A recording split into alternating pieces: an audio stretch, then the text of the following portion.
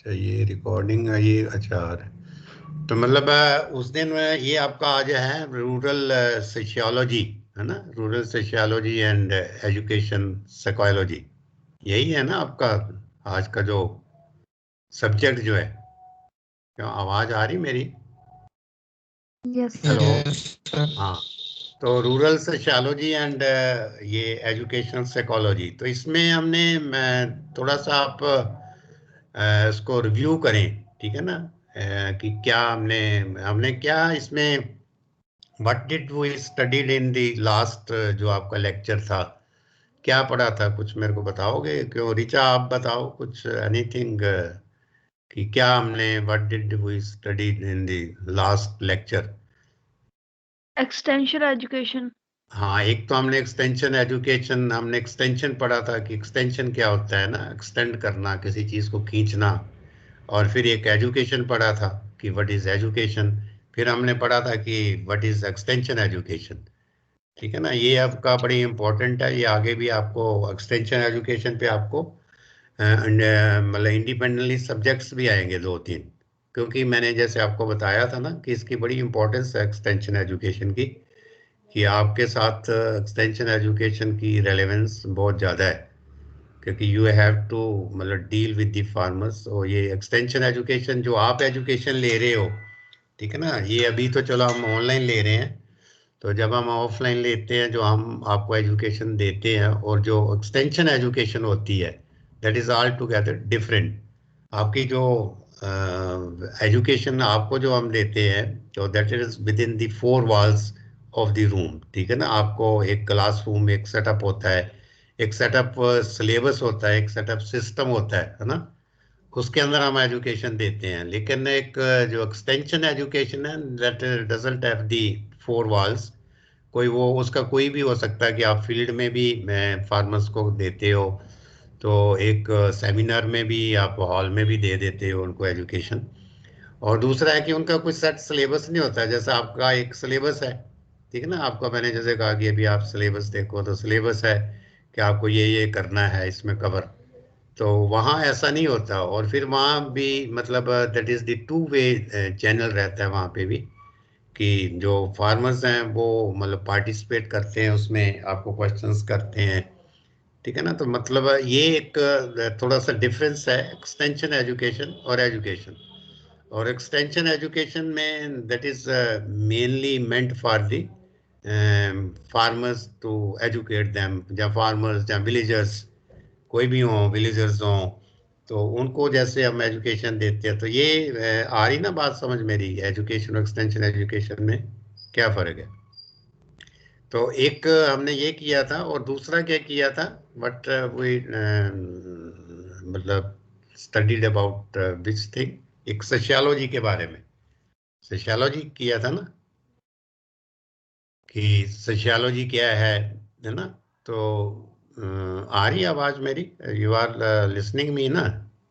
बीच बीच में आप yes sir. Response, हाँ रिस्पॉन्स दिया करो, तो फिर वो Yes, sir. थोड़ा सा इंटरेक्शन जो रहती है ना, वो उससे एक ठीक रहता है कि आप भी सुन रहे हो, ठीक है ना।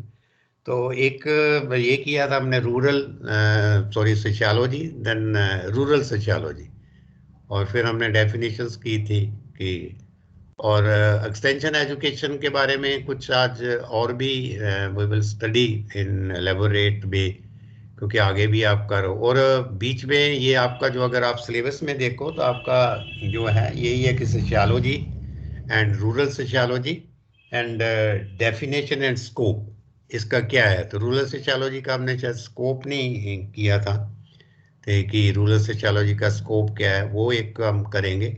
और एक है कि its significance in agriculture extension, कि ये जो रूरल सोशियोलॉजी है, इसका एक्सटेंशन एजुकेशन में इसकी क्या इम्पोर्टेंस है, ठीक है ना।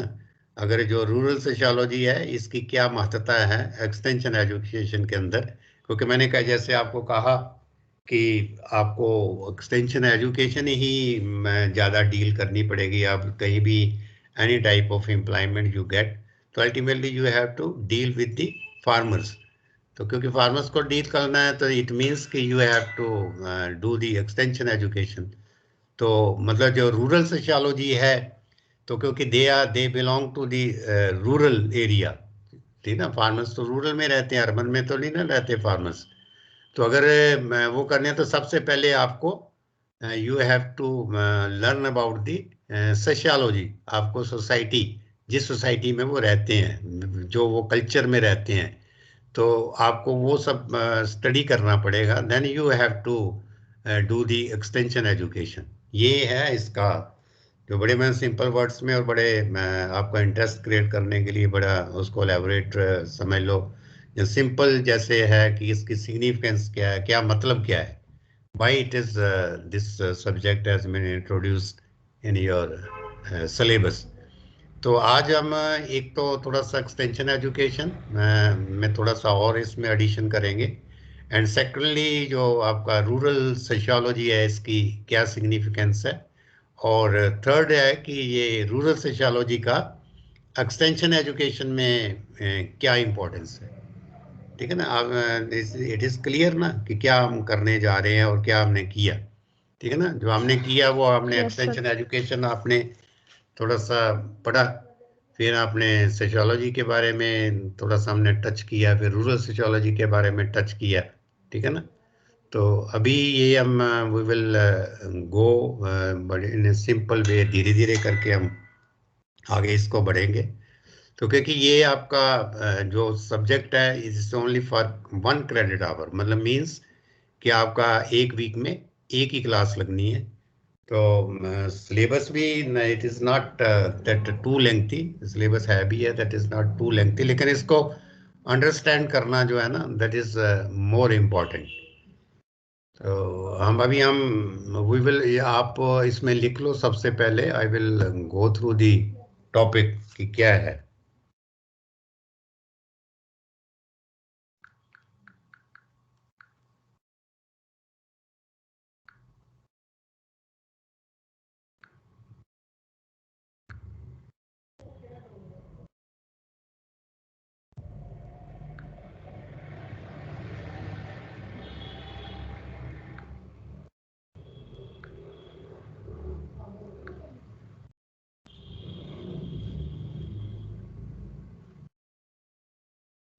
तो अब इसमें यू राइट डाउन, जो ऊपर जो टॉपिक है ना, आप लिखो कि स्कोप ऑफ एक्सटेंशन एजुकेशन।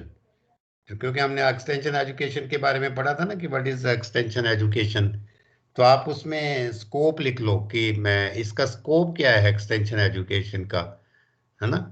कि जैसे आपका ये एग्रीकल्चर है तो एग्रीकल्चर का क्या स्कोप है, और जो आप एग्रीकल्चर की डिग्री कर रहे हो तो इसका क्या स्कोप है।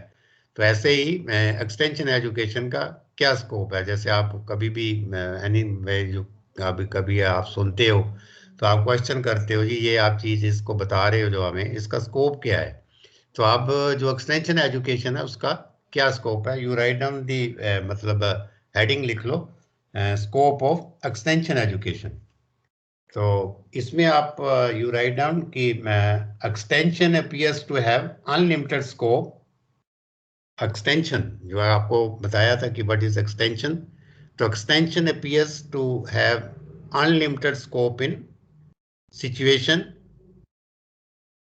extension appears to have unlimited scope in situation where there is need for creating, where there is need for creating awareness, where there is need for creating awareness among the people, among the people।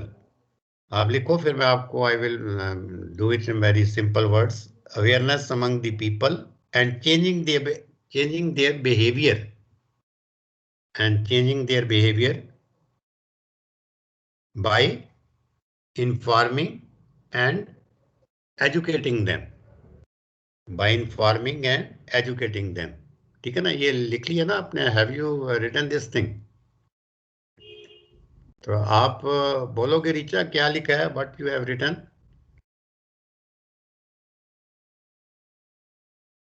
Sir हाँ informing के आगे क्या था? हाँ हैं, किसके आगे। हाँ, informing. Informing and educating them. by informing them and educating them. तो मैं इसको दोबारा रिपीट करता हूं क्योंकि स्लोली चलेंगे. Extension appears to have unlimited scope. First is extension appears to have unlimited scope in situations where there is need for creating awareness, amongst the people, ठीक है ना, and changing their behavior by informing and educating them. तो ये थोड़ा सा arts type लगता है, तो इसलिए मैं बड़ा स्लोली चल रहा हूँ. आपको एक एक वर्ड भी इसमें बताऊंगा कि क्या है.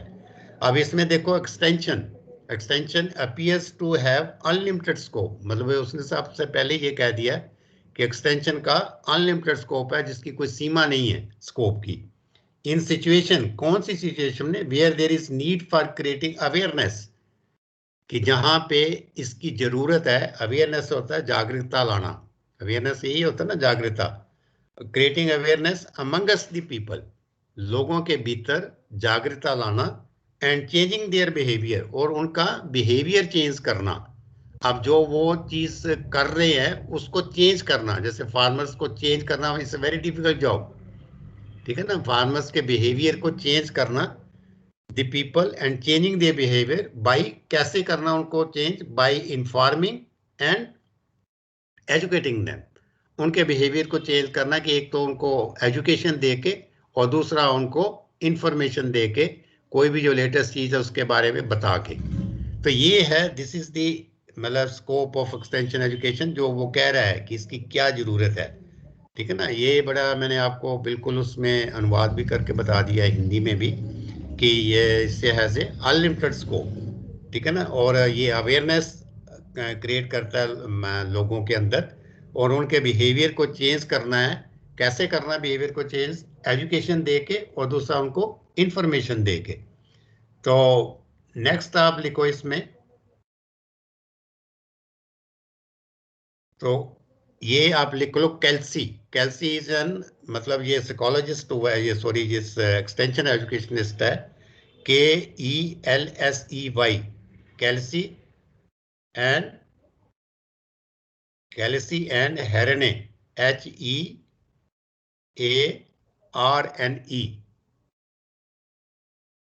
कैल्सी and Hearne identified 9 areas of program. 9 areas of program, मतलब उन्होंने आइडेंटिफाई किए 9 areas of program. emphasis, 9 areas of program emphasis होता है जिसपे एक असर डालना. Programme emphasis, EMPHAS, program emphasis which indicate the scope of agriculture extension which indicate the scope of agriculture extension. तो मतलब ये जो कैल्सी एंड हेरने है, उसने 9 एरियाज जो है, 9 जो एरियाज ऑफ प्रोग्राम आइडेंटिफाई किए जहां पे एग्रीकल्चर एक्सटेंशन का स्कोप है. तो वो 9 एरियाज कौन कौन से हैं जहां पे एक्सटेंशन का स्कोप है. First is efficiency in agriculture production, efficiency in agriculture production, मतलब एग्रीकल्चर प्रोडक्शन को बढ़ाना. वहां पे इसका बहुत स्कोप है एक्सटेंशन एजुकेशन का, क्योंकि फार्मर्स को जब आप कोई चीज बताओगे तो नई टेक्नोलॉजी बताओगे, whatsoever you have developed the new technology, research आई है, तो उससे एग्रीकल्चर प्रोडक्शन बढ़ेगी. Next is, first is efficiency in agriculture production. Next is efficiency in marketing, distribution and utilization. कर रहे हो ना, यू आर नोटिंग इट ना.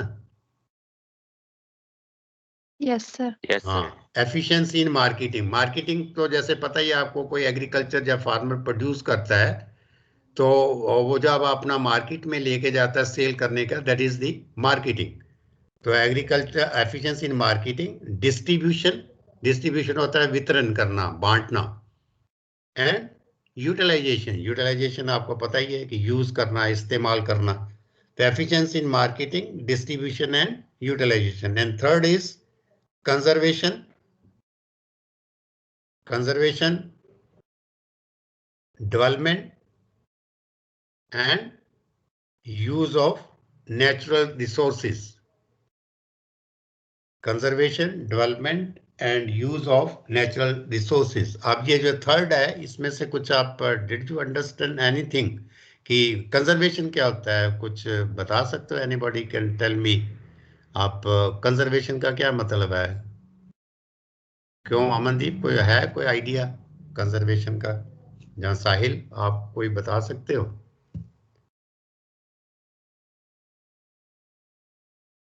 नहीं पता तो कोई बात नहीं, आप कुछ भी एनीथिंग, जो भी आपको कुछ कंजर्वेशन से वर्ड से समझ आ रहा है।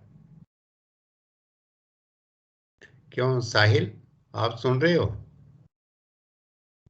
Yes sir. हाँ, क्या कुछ कंजर्वेशन से मतलब लिखा है ना आपने? कंजर्वेशन कंजर्वेशन, सर जैसे, CUNSER। कंजर्वेशन हाँ क्या जी हाँ होता है? जी सर, बातचीत जैसे, हाँ, बातचीत करना। नहीं मैं आपको बताता हूँ कंजर्वेशन क्या होता है कि मैं, ये फर्स्ट तो बात है जो नेचुरल रिसोर्सेज, ठीक है ना। Conservation, development and use of natural resources. तो नेचुरल रिसोर्सेज कोई बता सकते हो कि what are our natural resources? कौन से हमारे नेचुरल रिसोर्सेज है? चलो मैं आपको बताता हूँ। जैसे आपका ये पानी है, वाटर, ठीक है ना। आपकी हवा है, ठीक है ना। और ये मतलब जो पानी, हवा, ये सारे आपके फॉरेस्ट जो है, ठीक है ना। ये फॉरेस्ट जो जितने भी है, ये आपका जो स्नोफॉल है, ये they are all natural resources, ठीक है ना। आपके नेचुरल रिसोर्सेज हैं।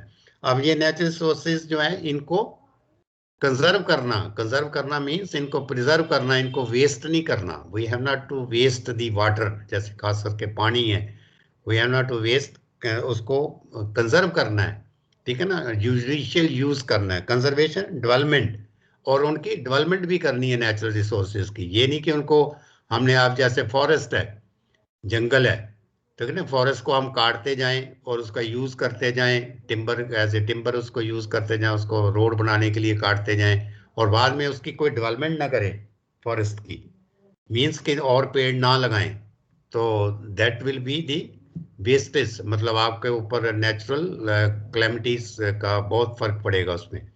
तो ये है इसका मतलब, ये का जो एक्सटेंशन एजुकेशन है, ये भी बताती है conservation, development and use of natural resources. And second is, sorry, fourth is management of the farm and in the home.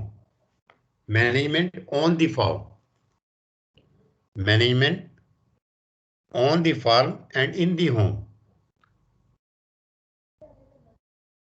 Management on the farm and in the home, मतलब दो जगह management करना farmer को। घर में भी मतलब management करनी, और जो है उसको फार्म पे भी, उसका जो फार्म है उसकी भी मैनेजमेंट करनी, ठीक है ना। फार्म की मैनेजमेंट, ये आपका अलग से सिलेबस कोर्स एक सब्जेक्ट आएगा, फार्म मैनेजमेंट। उसमें आपको लेबोरेटरी में मैं ही लूँगा, अगर जैसा भी रहा सिस्टम। तो फार्म मैनेजमेंट क्या होती है? क्योंकि फार्मर को फार्म की मैनेजमेंट करनी है ना, जैसे हम घर की मैनेजमेंट करते हैं, प्रबंधन, यही होता है ना। मैनेजमेंट मीन्स होता है प्रबंधन। और then is family living, fifth is family living. Family living में इसका आपको कैसे रहना है अपने परिवार में। And sixth is the youth development, YOUTH, youth development, जैसे आप सर जंग फिफ्थ लोग। पॉइंट बोलना। Fifth is the family, FAMILY, family living. Family living कि आपको परिवार में कैसे रहना है, how you have to live in the your family, family living. Then youth development, YOUTH, youth development, जैसे आप you are called as youth, ठीक है ना। तो आपकी जो डेवलपमेंट करनी है इन ऑल स्फीयर्स, तो that tells the extension education. Then is the land leadership development, leadership development. Seventh is the leadership development, ठीक है ना। लीडरशिप डेवलपमेंट का मीन्स ये नहीं है कि जो आपके पॉलिटिकल लीडर्स होते हैं, जैसे बीजेपी के सांसद है या एमएलए है। लीडरशिप में मीन्स कि आपके बीच में एक लीडरशिप क्वालिटी होनी चाहिए किसी भी चीज़ को लीड करने की, आगे आने की, ठीक है ना। मतलब लीडरशिप डेवलपमेंट का मतलब यही है कि क्योंकि ये हमारे में बहुत जंग जो लोग हैं, जहाँ जैसे आप लोग हो, बहुत से हैं, इवन द ओल्ड लोग भी हैं, they don't have the leadership development या लीडरशिप क्वालिटी नहीं उनमें होती, कि आगे नहीं आते किसी चीज़ में भी, पीछे पीछे रहते हैं, ठीक है ना। They don't have the lead. जैसे मैं अभी आपको कोई चीज़ पूछता हूँ तो कई बार आप हेसिटेट करते हो बताने में, तो you don't take the lead. अगर आप कुछ भी बोलोगे तो then this leadership quality will be developed in you. तो ये कहते हैं इसको leadership development. Then is the community development. Eighth is the community, COMMUNIT, community मतलब होता है एक समाज, ठीक है ना। एक समाज जो है जहां आप रहते हो, वेयर एवर यू लिव, तो वो आपकी एक कम्युनिटी है, ठीक है ना। Community development and rural area development, community development and rural area development. तो ये जो हमारा गांव है उनकी जो डेवलपमेंट है कि ये बड़ी इम्पोर्टेंट है कि स्टिल हमारे जो रूरल एरिया है दैट इज़ नॉट डेवलप जैसा डेवलप होना चाहिए था, अभी तक डेवलप नहीं हुआ इतने इंडिपेंडेंस के बाद भी। So there is a great scope for this extension education for community development and rural development. Then is the public affairs. Public affairs मतलब जो पब्लिक के साथ रिलेटेड बातें हैं उसको में भी एक्सटेंशन की बहुत स्कोप है। तो ये 9 एरियाज हैं जो आइडेंटिफाई की हैं, there the scope for the extension education. तो ये था जो एक्सटेंशन एजुकेशन में आपको I have to tell you about this extension. अब हम करेंगे कि मैं स्कोप ऑफ रूरल सोशियोलॉजी, मैंने कहा ना आपकी 3 चीज़ें हम टच करेंगे। Then is the rural sociology हमने पढ़ी, उसका क्या स्कोप है, what does this rural sociology has the scope. तो इसमें आप लिखो, first of all you write down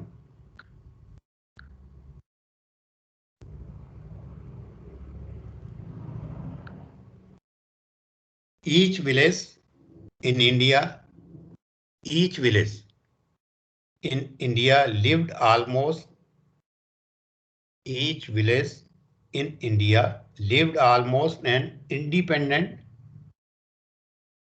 each village in India lived almost an independent, self-sufficient, social and economic existence. Each village in India lived almost an independent, self-sufficient, social and economic existence.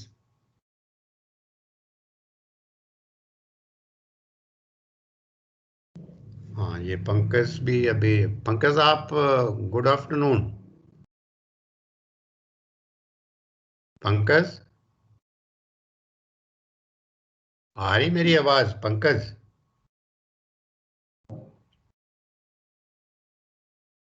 Pankaj अपना mic on करो आप। Hello hello, हाँ good afternoon sir.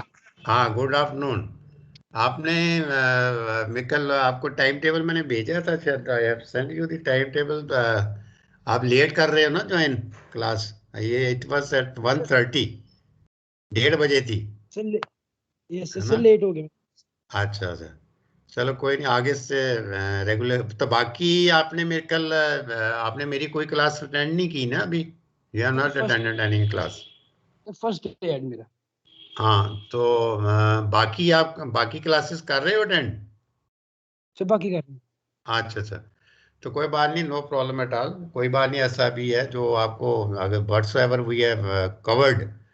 तो ये अभी जो अभी हम जो कर रहे हैं ये आपका जैसे सब्जेक्ट है, ये सब्जेक्ट तो आपको पता ही होगा, rural sociology and education psychology का है, ठीक है ना। Yes, that yes. इज ऐसा लग रहा है कि ये थोड़ा आर्ट का सब्जेक्ट है, आर्ट्स टाइप, ठीक है ना, जैसे sir. कॉमर्स या आर्ट्स टाइप होता है। लेकिन इसको आपके लिए मैं आपके इसमें जो कोर्स है इसमें इसकी अपनी एक रेलेवेंस है, इम्पोर्टेंस है, ठीक है ना। तो वही मैं बता रहा हूँ अभी। We have covered 2 or 3 things जो पहले भी हमने लेक्चर में की थी, अभी भी किया था। तभी हम आप यू राइट डाउन, ये अभी क्योंकि आपने लेट ज्वाइन किया है, तो you write down the scope of rural sociology. जैसे आपका उसमें जो सब्जेक्ट है that is on rural sociology, तो स्कोप ऑफ रूरल सोशियोलॉजी का क्या स्कोप है। तो Yes. इसमें मैंने यही अभी इनको बताया कि each village in India lived almost an independent self sufficient social and economic existence. Yes. Each village in India lived almost an independent self-sufficient. Each village in India lived almost an independent self-sufficient social and economic existence. तो next आप इसमें लिखो आप लिखो, फिर मैं आपको बताऊंगा इन सोशल एंड हाँ बोलिए। Social and in social each village in India lived almost independent, self-sufficient, social and economic. Social and economic, social होता है सामाजिक, इकोनॉमिक आपको पता ही है इकोनॉमिक क्या होता है। इकोनॉमिक्स को क्या हिंदी में बोलते हैं, अर्थशास्त्र बोलते हैं ना। एंड इकोनॉमिक एग्जिस्टेंस, एग्जिस्टेंस होता है कि किसी चीज की एग्जिस्टेंस होना, किसी चीज का पैदा होना, इकोनॉमिक एग्जिस्टेंस। तो इन सोशल लाइफ, नेक्स्ट आप लिखो, in social life the joint family systems. In social life, the joint family systems, comma, the caste, CAST, caste होता है जैसे आपको कोई ब्राह्मण है, कोई क्षत्रिय है, या कोई महाजन है, जैसे भी है, anything. In social life the joint family system, joint family system हमारे पहले जैसे अभी भी आप में से हो सकते हैं कोई जॉइंट फैमिली सिस्टम में रह रहे हो कि आपके दादा जो है, दादी वो साथ में हैं, ठीक है ना। तो ये एक आपके ब्रदर्स वगैरह, जो आपके चाचा वगैरह वो साथ में है, तो that is the joint family system. The caste मैंने बता दिया, and comma the village panchayat were, the village panchayat, village panchayat, village panchayat जैसे गांव में है तो विलेज पंचायत होगी। Village panchayat were gradually replaced, gradually means धीरे धीरे, the village panchayat were gradually replaced by British laws. British laws, LAWS, were gradually, GRADULY, gradually replaced by British, क्योंकि हमारे ऊपर अंग्रेजों ने राज किया था ना। तो जब हमारा पहले जो सिस्टम था वो ये बता रहे थे कि एक जॉइंट फैमिली का था, एक हमारा पंचायत राज सिस्टम था, तो that was gradually replaced by British laws. British के जो हमारे ऊपर अंग्रेज आए तो उन्होंने अपने कानून बनाए, British laws, revenue, judicial existence, etc.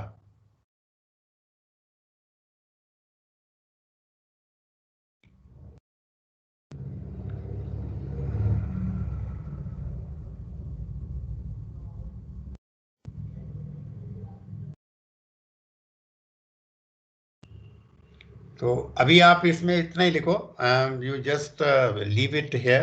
आप हम आगे करेंगे क्योंकि इसके आपके ये नहीं है इतना सिलेबस में, क्योंकि ये थोड़ा सा आपको will be tough to understand, तो आपको इतना ही इसमें लिख लो। तो now we will touch this importance of rural sociology in extension education, ठीक है ना, जो मैंने बताया था कि आपका जो जुडिशियल बार क्या है, है जुडिशियल, इसके नेक्स्ट आगे लाइन करती। हाँ हाँ वो मैं बताता हूँ, एक minute.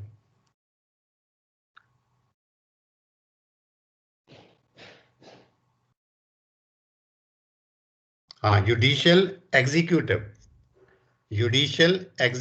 Etcetera, judicial educative etcetera. Then is the importance of rural sociology in extension education. Importance of rural sociology, ये आपका जो सिलेबस है उसके अंदर है ये, importance of rural sociology in extension education.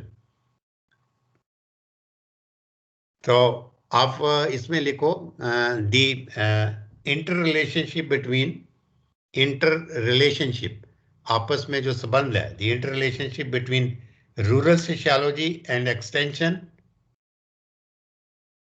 the interrelationship between rural sociology and extension as given below will indicate the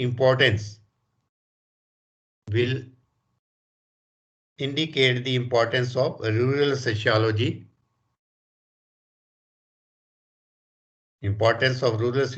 in extension education. मतलब हम डिफरेंस आपस में देखेंगे कि रूरल सोशियोलॉजी एक्सटेंशन एजुकेशन में क्या है, तो उससे आपको you will come to know the importance of rural sociology in extension education. ठीक है ना. तो आप एक तरफ तो ये लिख लो, आपने ये लिख लिया ना, inter relationship between rural sociology and extension as given below will indicate the importance of rural sociology in extension education. तो एक आप लेफ्ट साइड लिख लो रूरल सोशियोलॉजी और राइट साइड में आप लिख लो एक्सटेंशन. तो दोनों में हम डिफरेंस देखेंगे. ठीक है ना. बीच में एक लाइन लगा लो. On one side it is rural sociology and on the other side it is extension. ठीक है. तो फर्स्ट जो पॉइंट है डिफरेंस का, तो फर्स्ट में आप under rural sociology you write then, rural sociology के अंडर लिखो जो हमने इसको पढ़ा भी है, तो इसको हम रिपीट भी करेंगे और डिफरेंस देखेंगे दोनों में. तो first is it is the scientific study of laws. Rural sociology क्या है? It is the scientific study of laws. LAW laws means होते हैं कानून. It is the scientific study of the laws of structure, ये हमने किया भी था. Scientific study of the laws of the structure and the development of rural society. ठीक है ना. It is the scientific study of laws of the structure and development of rural society. और extension education में क्या है? It is informal education. It is informal education for rural people. It is informal education for rural people with a view to develop rural society, with a view to develop rural society on desirable lines. It is informal education for rural people with a view to develop rural society on desirable lines. तो मतलब जो it is informal education, जो आपकी extension education है, informal है. एक formal होता है, एक इनफॉर्मल होता है. ठीक है ना. तो आपकी जो आप एजुकेशन ले रहे हो वो फॉर्मल है, एक सिस्टमेटिक वे में है. लेकिन जो एक्सटेंशन एजुकेशन है दैट इज इनफॉर्मल, उसका कोई सिस्टम नहीं है. तो it is informal education for rural people, गांव के लोगों के लिए है. With a view to develop rural society, rural society को डेवलप करना है ऑन डिजायरेबल लाइंस, जो हमें जैसी हमारी इच्छा है कि ऐसा होना चाहिए.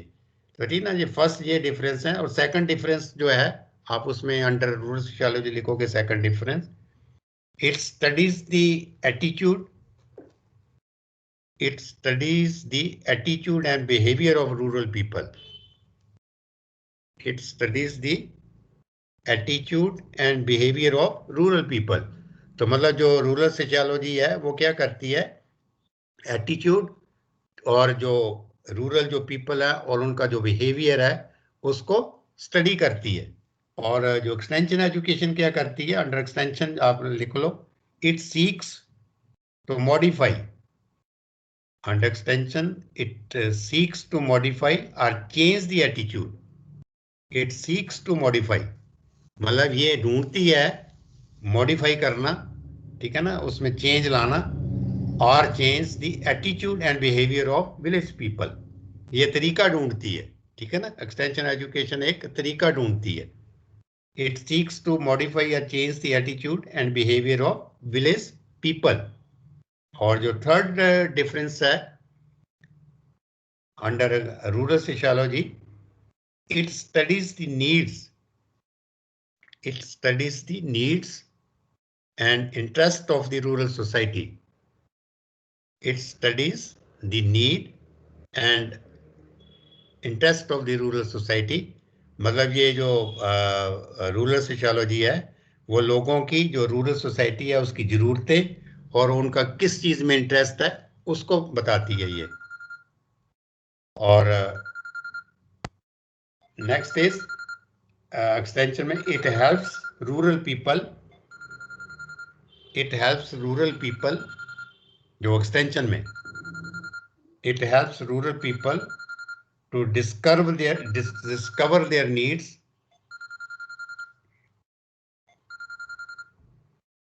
it helps rural people to discover their needs and problems.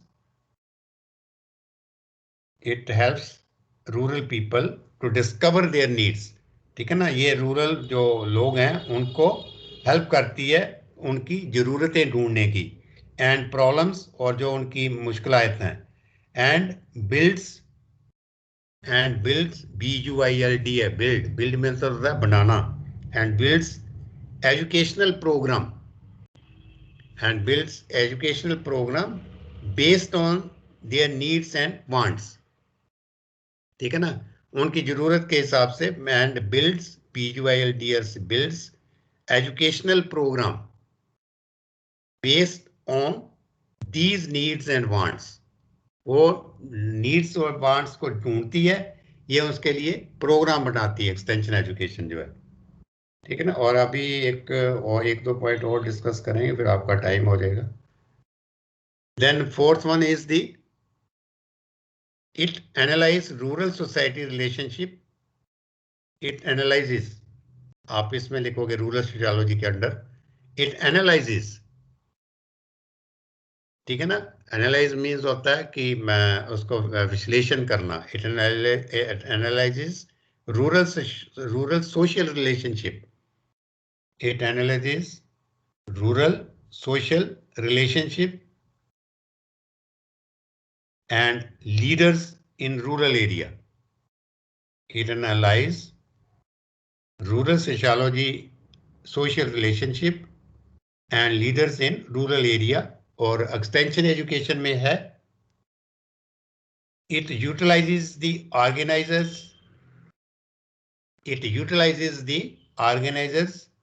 and leaders. It utilizes the organizers and leaders to achieve the objective of rural development. ठीक है ना, वो उन चीजों को ढूंढती है और ये उसको यूटिलाइज करती है. It utilize the, extension education utilize ही करेगी ना. It utilizes the organizers and leaders to achieve the objectives of rural development.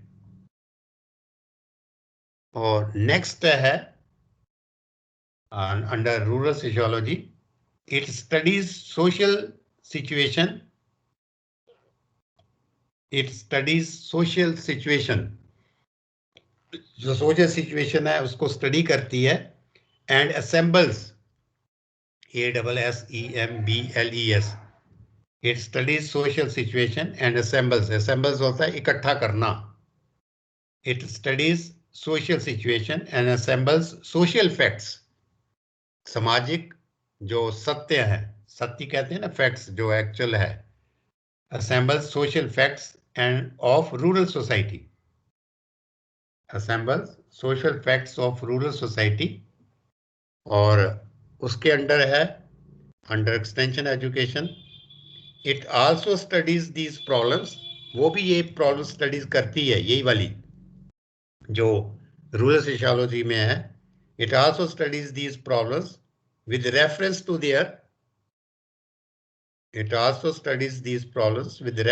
their impact on, नहीं सॉरी, ये मैं कुछ आपको गलत बता गया. It studies social situation, assembles social facts of rural society. ये अंडर रूरल सोशियोलॉजी था. और उसमें जो लिखोगे आप एक्सटेंशन एजुकेशन में, वो पहले वाला आप उसको रब कर दो या काट दो. It makes use of such social data. इसमें ये लिखो, it makes use of such social data जो उन्होंने डाटा इकट्ठा किया है, it makes use of such social data as a basis, it makes use of such social data as a basis for building up extension programs for the rural people. ठीक है ना, ये बड़ी बात है इसमें. It makes use of such social data, जो उनको सोशल डाटा इकट्ठा किया रूरल सोशियोलॉजी से, तो उसको करके as a basis for building up extension programmes for the rural people. और जो रूरल पीपल के लोगों के लिए कौन से एक्सटेंशन प्रोग्राम बनाने हैं, उसके लिए इसमें ये मदद करता है. तो ये है कि दिस इज दी, ये दोनों में अगर हम डिफरेंस देख लें तो ये इससे हमें इसका जो रूरल सोशियोलॉजी है उसका एक्सटेंशन एजुकेशन में स्कोप जो है वो हमें पता चल जाता है. तो यही था जो आज हमने इसमें करना था कि एक तो हमने एक्सटेंशन एजुकेशन जो आपका है, फर्दर वी स्टडी की एक्सटेंशन एजुकेशन क्या है, देन इसका जो सिग्निफिकेंस है आपकी रूरल सोशियोलॉजी का एक्सटेंशन एजुकेशन के अंदर क्या है, कि दोनों चीज़ें साथ साथ चलेंगी तो तभी we will come to the conclusion. तो ये था, दिस वाज दी. अब आप धीरे धीरे स्लोली आपका जैसे एज पर द सिलेबस हमने रूरल सोशियोलॉजी, फिर रूरल सोशियोलॉजी, इसको हमने जो डेफिनेशंस, इसका मीनिंग और फिर इसका स्कोप टच किया. फिर इसका जो रूरल सोशियोलॉजी है इसका एक्सटेंशन एजुकेशन में क्या इम्पोर्टेंस है वो किया एज पर योर सिलेबस. और फिर एक्सटेंशन एजुकेशन को हमने एलेबोरेट वे में टच किया है. तो ये up to this we in 2 session we have covered. Next आगे हम आपका जो रूरल सोसाइटी है, देन ये सोशल इकोलॉजी, और फिर ये रूरल जो सोसाइटी है, ठीक है ना, ये चीज़ें हम पढ़ेंगे. सोशल इकोलॉजी क्या होती है, रूरल सोसाइटी क्या होती है. तो ये था. अभी मैं आपका अटेंडेंस भी ले लेता हूँ.